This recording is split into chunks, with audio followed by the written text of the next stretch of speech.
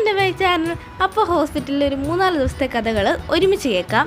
അങ്ങനെ മെയ് 1-ാം തീയതി രാവിലെ അച്ഛൻ ഇനി ആഗതമായി ഏകദേശം ഒരു 4 മണിയായപ്പോൾ. പിന്നീട് അമ്മയെ കൊണ്ടുവിടാൻ വേണ്ടി, അതായത് അമ്മ നാട്ടിലോട്ട് പോകണം, അമ്മയെ റെയിൽവേ സ്റ്റേഷനിൽ കൊണ്ടുവിടാൻ വേണ്ടി ഞാനും അച്ഛനും കൂടെ പോയി. എന്തിനാണെന്നറിയത്തില്ല ഗൈസ്, രാവിലെ ഉറങ്ങിക്കിടന്ന് എന്നെ വലിച്ചെടുത്തുകൊണ്ടാണ് പോയത്. അങ്ങനെ അമ്മ അവിടെ കൊണ്ടാക്കി അമ്മയ്ക്ക് ടാറ്റാ ബൈ ബൈ ഒക്കെ പറഞ്ഞിട്ട് ഞങ്ങൾ തിരിച്ച് വന്നിട്ട് ഞങ്ങൾ കിടന്നുറങ്ങി, സുഖമായിട്ട് കിടന്നുറങ്ങി.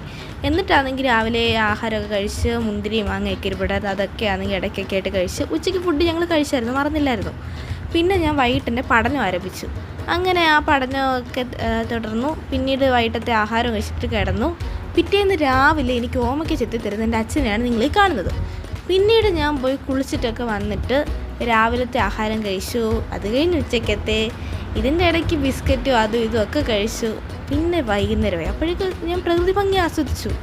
പിന്നെ ഇവിടെ പള്ളിയിൽ എന്തോ പെരുന്നാളോ എന്തോ ആയിരുന്നു, അങ്ങനെ കൊട്ടും മേളമൊക്കെ ആയിരുന്നു. അങ്ങനെ അതൊക്കെ ഞങ്ങൾ നിന്ന് കണ്ടു. പിന്നെ കിടന്നിട്ട് പിറ്റേന്ന് രാവിലത്തെ ഫുഡൊക്കെ കഴിച്ചു, ഉച്ചക്കത്തെ ഫുഡ് കഴിച്ചു, വാങ്ങിയിരുപ്പുണ്ടായിരുന്നു അത് കഴിച്ചു. പിന്നെ തുണി പോയി കഴുകാമെന്ന് വിചാരിച്ചു. അങ്ങനെ ഞാൻ പോയി തുണിയൊക്കെ കഴുകി, അതായത് വാഷിംഗ് മെഷീൻ കഴുകി ഞാൻ കൊണ്ട് പറക്കിയിട്ടു. പിന്നെ മുന്തിരിയൊക്കെ കഴിച്ചു. പിന്നെ വൈകുന്നേരം രാവിലത്തെ ദോശ ഇരിപ്പുണ്ടായിരുന്നു, അത് ഞാനും അച്ഛനും കൂടെ ഒരുമിച്ച് ഇരുന്ന് കഴിച്ച്. എന്നിട്ട് ഞങ്ങളാണെങ്കിൽ പുറത്ത് കടയിലോട്ട് പോകാമെന്നും പറഞ്ഞ് ഞാനും അച്ഛനും കൂടെ പോയി. അച്ഛനങ്ങ് വീടെടുക്കുമ്പോൾ പറഞ്ഞിട്ടൊക്കെ എടുക്കണ്ടെന്ന് പറഞ്ഞ് ഒരു ഫോട്ടോ എടുത്തു ഞങ്ങൾ.